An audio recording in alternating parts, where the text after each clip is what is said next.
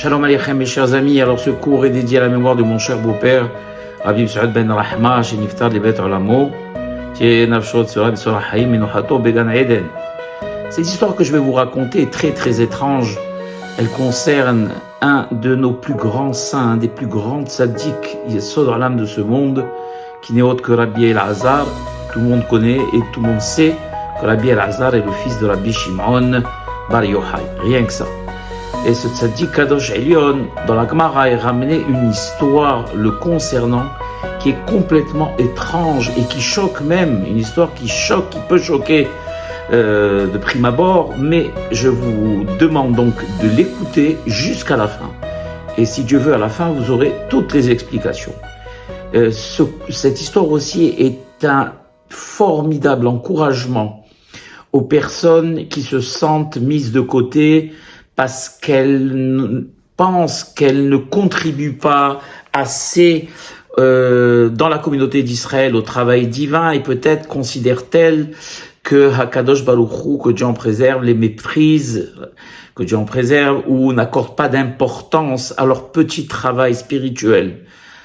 Quand ils se comparent aux grands de ce monde, aux grands tzadikim, d'ailleurs le Zara est fort pour ça, pour décourager une personne. Il lui dit: qu'est-ce que tu te casses la tête à faire cette mitzvah, ou aller à la synagogue, ou faire de toutes les façons pendant des années tu n'as rien fait. C'est pas ce que tu vas faire aujourd'hui qui va changer grand chose. N'écoutez jamais votre Yetzirah. Ils disent les Hachamim que Ben Adam yachol liknot olamo bedaka hat. Be'emet, la personne en une minute peut changer tout le cours de sa vie. Akadosh Baruch Hu voit et sonde les cœurs. L'homme ne voit que l'aspect extérieur et il ne sonde pas comme Akadosh Baruch Hu les cœurs. Donc très souvent on peut se sentir diminué, ou on peut se sentir découragé dans notre avodat Hashem par rapport en se comparant à d'autres personnes, ou à un voisin qui est très religieux. Non, on va que très peu à la synagogue, mais on ne connaît pas, on ne sait pas l'appréciation qu'on a aux yeux de Melech Malchei HaMelachim Akadosh Baruch Hu, la seule appréciation qui compte. Alors je vous invite à écouter cette histoire terrible qui, si on n'a pas les commentateurs, nous choque terriblement, et vous allez pouvoir comprendre combien Akadosh Baruch Hu aime chacun et chacune du Ham Israël. D'abord, vous dire quelques mots sur Rabbi Elazar ben Rabbi Shimon ben Yochai, qui était un tzaddik Kadosh Elon Yesod Olam. Il a vécu, comme tout le monde le sait, avec son papa dans une grotte pendant plus de 13 ans, dans laquelle, vous savez, que lui et son papa s'enterraient parce qu'ils n'avaient qu'un seul habit, et vous savez, les Romains voulaient exécuter Rabbi Shimon ben Yochai parce qu'il avait dit du mal sur Rome, à juste titre d'ailleurs. Donc il est allé se cacher avec son fils dans une grotte. Il y est resté pendant 13 ans. Il a vécu que de caroubes et d'eau fraîche. Et c'est dans cette grotte où il a écrit le Zohar HaKadosh. Et il s'enterrait avec son fils. Il ne sortait que pour Keriyat Shema. Il mettait ses habits, et pour le Shabbat. Mais tous les jours de la semaine, imaginez, pendant 365 jours, ne manger que des caroubes. Essayez rien qu'un jour, et vous verrez au niveau intestinal ce que ça fait, et boire de l'eau. D'ailleurs, quand il est sorti avec son fils, donc Rabbi Elazar, de la grotte, et que c'est Rabbi Pinhas Ben Yair, le beau-père, qui est allé les accueillir, ils avaient le dos tous les deux ravagé par la vermine, et il y avait des crevasses carrément, que quand Rabbi Pinhas Ben Yair nettoyait le corps sain de son beau-fils, Rabbi Shimon, il pleurait, et les gouttes salées faisaient crier Rabbi Shimon. Tellement ces 13 ans ont été extrêmement difficiles, et pourtant, et le père et le fils sont restés unis comme deux âmes indissociables. Et Rabbi Elazar, on raconte sur lui qu'un jour, dans la yeshiva où il étudiait, il y avait des grands Tanaïm, des docteurs en théologie. Le plus petit des Tana, il était Mehaye Metim. Ça vous donne une idée un peu de la grandeur de ces tzadikim. Et il y a un homme qui rentre avec ce qu'on appelle Et Bdika. Vous savez qu'une femme, tant qu'elle n'est pas considérée comme pure, elle ne peut pas cohabiter avec son mari. Il a montré ça aux Hachamim, mais les Hachamim ont eu le doute, et ils ont dit donc elle est impure. Et Rabbi El-Azhar qui se trouvait là dit « Viens mon fils, montre-moi ton tissu ». Il lui a montré le tissu, il a dit « Non, elle est pure, tu peux aller ». Et à chaque fois qu'il y avait quelqu'un qui rentrait, ils allaient chez les Hachamim, ils leur montraient, les Hachamim interdisaient, ils disaient qu'elle était impure parce qu'ils avaient le doute, ils ne voulaient pas prendre le risque. Mais Rabbi El-Azhar, il autorisait. Non, non, non, elle est pure. À un moment donné, les Hachamim qui étaient à la yeshiva, ils sont tous retournés vers Rabbi El-Azhar. Je lui ai dit, moi, est-ce que tu connais pas le principe Yahid verabim, halacha kerabim? Dans la Torah, il est su que la loi, elle ne se fixe que sur la majorité. On statue que grâce à la majorité. Or, toi, tu es minoritaire dans cette yeshiva. Tout le monde statue qu'elles sont impures. Il y a eu plus de 60 personnes qui sont venues. Tu as tous statué pur. Es-tu plus fort que nous? As-tu plus de connaissances que nous? Pour aller à l'encontre de ce qu'on a décidé. Alors, Rabbi El-Azhar, ce tzaddik, leur dit, écoutez, on va faire un marché. Moi, je vous dis que dans 1 mois, toutes ces femmes tomberont enceintes. Et dans 9 mois, elles accoucheront toutes d'un garçon. S'il n'y en a qu'une sur les 60 qui accouche d'une fille, alors je me suis trompé sur la halakha. 1 mois après, comme Rabbi El-Azhar l'a dit, elles sont toutes tombées enceintes. Et 9 mois après, elles ont toutes, écoutez bien, accouché d'un garçon qu'elles ont toutes appelé Rabbi El-Azhar. Sur la grandeur de Rabbi El-Azhar qui est allé voir sa femme et qui lui a dit, ma femme chérie, mon Akadosh Baruch Hu me rappelle à lui, donc je vais mourir. Ils savaient, eux, à quel moment, à quelle seconde ils allaient partir, puisqu'il y avait un préalable, on lui a annoncé, et donc il a dit à son épouse, je vais monter, m'allonger sur mon lit et partir rejoindre mon Créateur, mais s'il te plaît, ne m'enterre pas, ne touche pas à mon corps. Alors sa femme choquée, comment mon mari, tu vas partir? Non, ne me laisse pas et tout, et en plus tu me demandes de laisser ton corps. Mais Hutzmik Votra, il va putrifier. Il lui dit, ne t'inquiète pas pour cela. Alors elle lui a dit, sa femme qui était une tzadika, elle lui a dit, mais si viennent tes élèves et demandent, posent des questions, ils veulent avoir des réponses, pour eux tu n'es pas encore mort, donc qu'est-ce que je dis? Alors il lui a dit, tu sais, moi je serai dans la soupente sur mon lit, il te suffira d'entrouvrir la porte et qu'ils posent eux la question sans rentrer et je donnerai les réponses. Et ça s'est passé comme ça pendant des années, Rabotaï. Il était dans le Olam HaEmet, Rabbi El-Azhar, et il répondait encore aux questions dans le Olam Hazé, dans ce monde-là, jusqu'à un moment où Rabbi Shimon ben Yochai est venu en rêve au Chachamim, il leur a dit, mon fils, jusqu'à quand cette situation va durer pour mon fils? Tellement ils étaient même pas au courant que Rabbi El-Azhar était décédé. Pourquoi je vous donne ça en introduction? Pour que vous sachiez un peu de qui il s'agit. Rabbi El-Azhar, il fait partie des fondements de ce monde. Et l'histoire qui lui est arrivée est complètement bouleversante et on ne la comprend pas. Donc je vous demande de l'écouter jusqu'au bout. Et bien, Ezat Hashem B'Shorato, je vous amènerai les explications nécessaires grâce au tzaddik qui va nous les expliquer. Et donc, Rabbi El-Azhar, un jour ayant étudié beaucoup de Torah, beaucoup, dans la Gemara, il y a marqué Yam Shel Torah, une mer, un océan de Torah.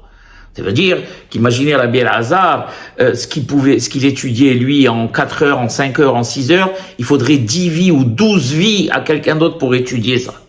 Donc Yam Shel Torah, il avait accumulé des connaissances énormes.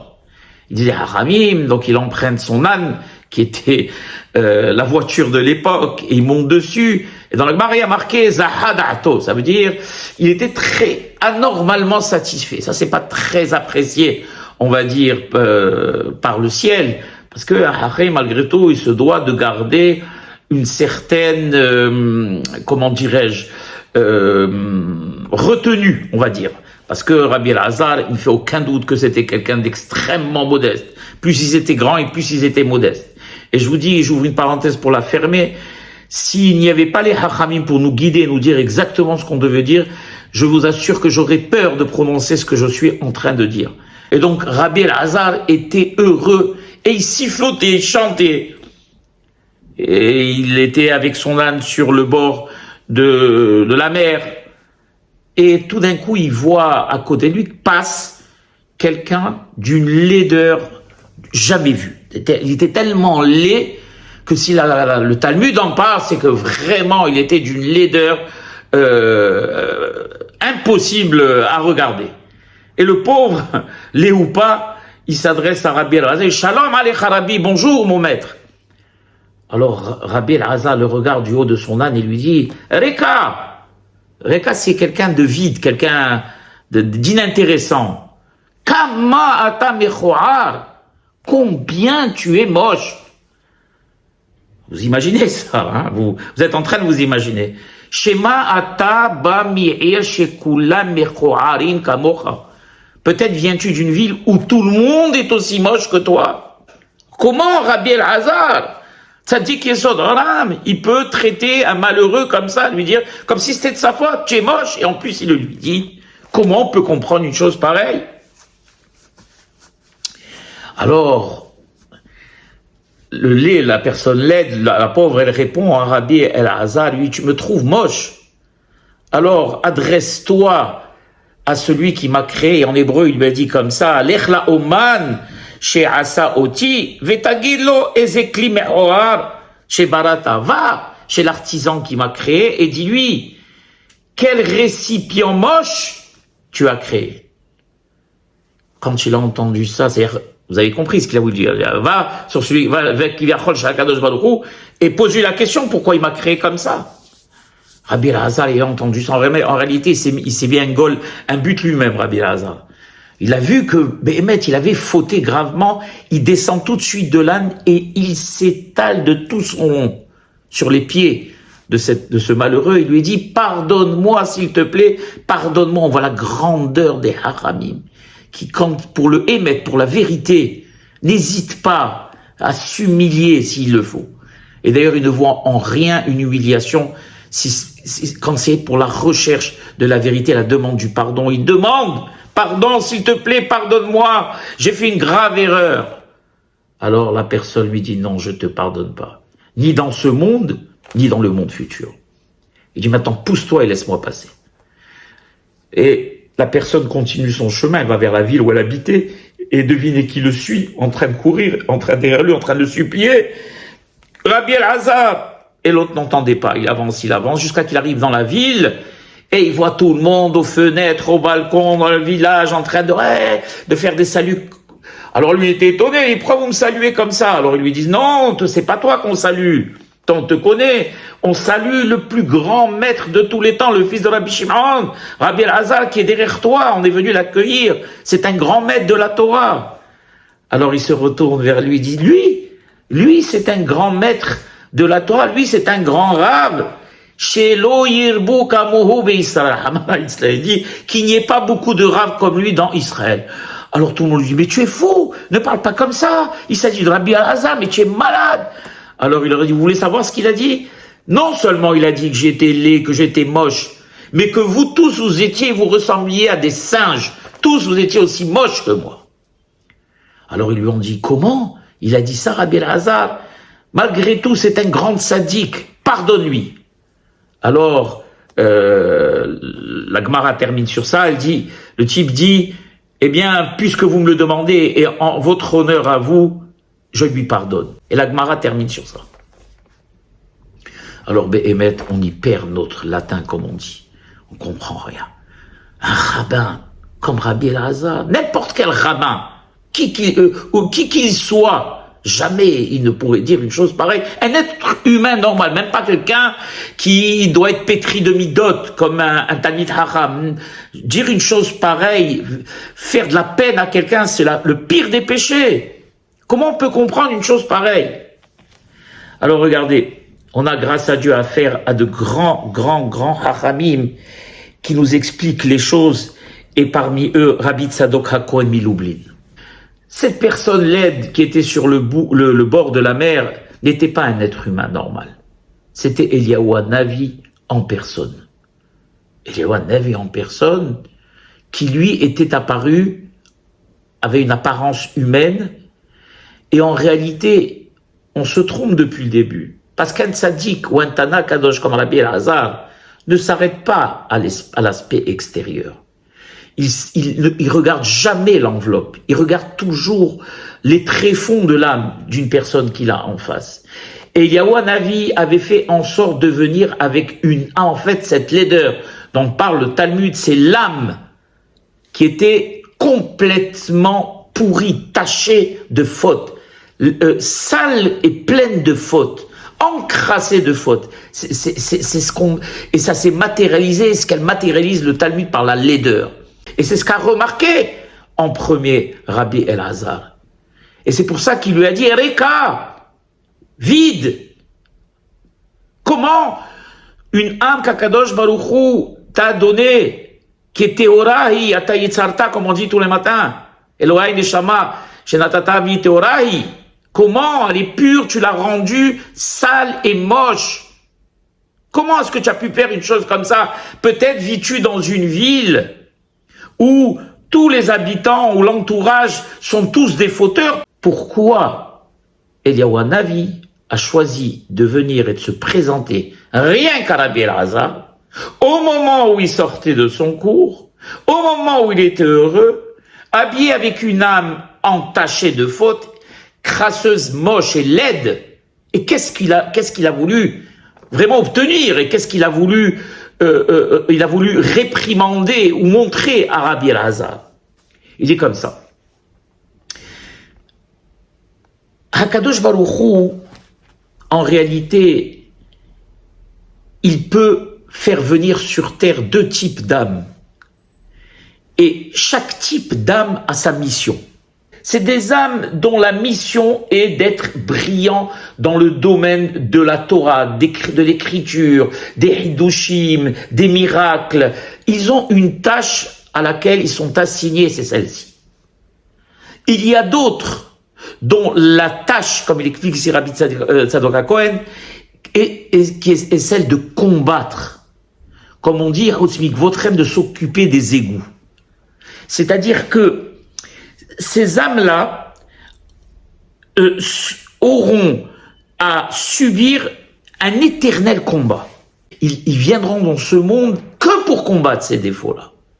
Et donc, leur travail, ça sera un travail acharné et un travail une basse besogne.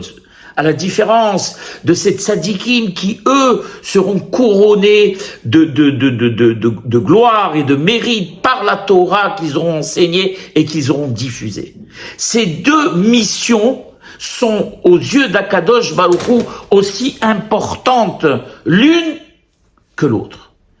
C'est-à-dire, je vais vous expliquer en langage simple. On aura un Talmid Chacham qui aura l'habitude, par exemple, de venir de 9h du matin à 5h du soir et qui ne s'arrêtera pas d'étudier, bien évidemment, à part pour manger un petit peu ou à part pour faire ses prières.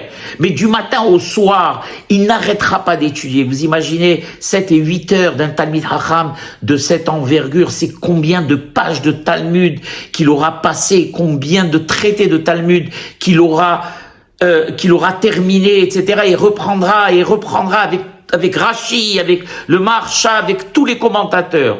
Il y aura à côté un jeune homme qui, lui, il fréquente un rabbin. Ce rabbin lui dit, écoute, malgré le fait que tu sois pas très religieux, il faut quand même que tu étudies au moins 1 heure par jour la Torah, et donc va au kollel. Donc ce jeune homme arrive au kollel, il comprend rien du livre qu'il ouvre, il est obligé de demander à droite et à gauche, il voit à côté de lui des gens qui nagent comme des poissons dans l'eau, et lui, le pauvre, il est complètement perdu. Il se demande même ce qu'il fait au kollel, au lieu d'aller à la plage avec ses amis, mais malgré tout, il prend sur lui et il souffre pendant 1 heure pour essayer de comprendre, ne serait-ce qu'un Rashi, rien que pour la Tset Yedehova, pour faire plaisir à son Rav, pour faire plaisir à Kadosh Baruch Hu.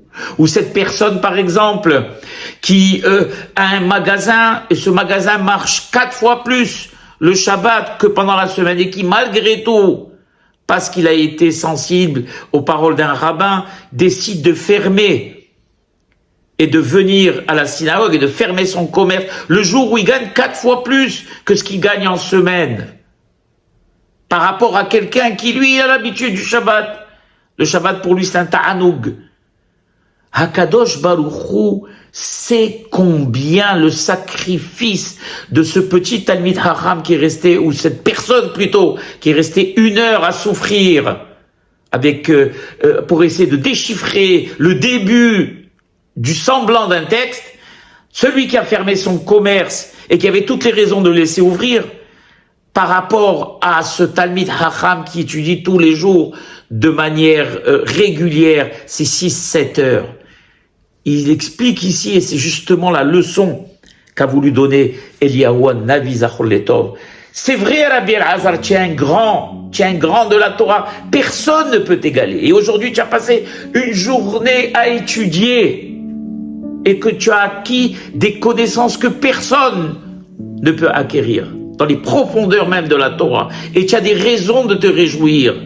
Mais en réalité, est-ce que cette étude à toi, elle est aussi importante aux yeux d'Akadosh Baruch Hu que cette personne qui est en face de toi, donc qui a pris l'apparence de quelqu'un dont l'âme est entachée et qui va, malgré tout, comme il dit ici, Rabbi Tzadok HaKohen Milouvlin, dont la mission sera pour être agréable aux yeux d'Akadosh Baruch Hu, d'avoir le dessus, ne serait-ce que quelques instants ou quelques heures dans la journée sur ses défauts principaux.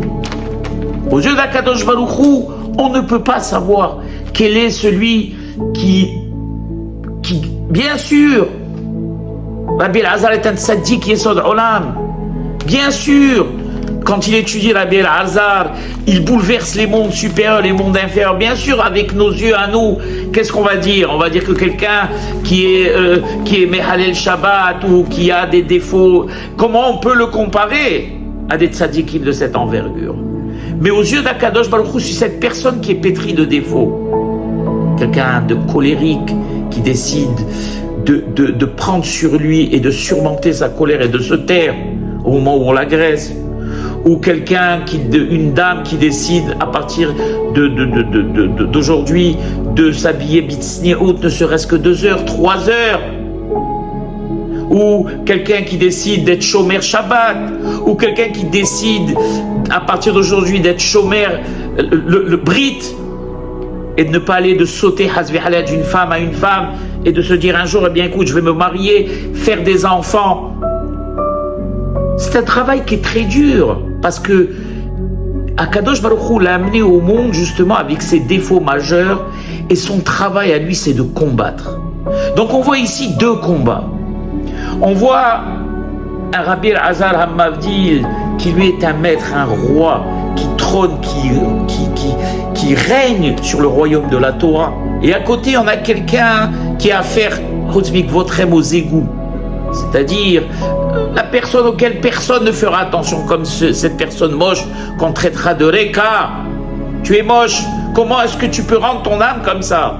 Et pourtant, cette formidable histoire vient nous raconter que personne ne sait qui, aux yeux d'Akadosh Baruch Hu, a rempli sa mission le mieux. Est-ce celui qui étudie avec aisance et facilité?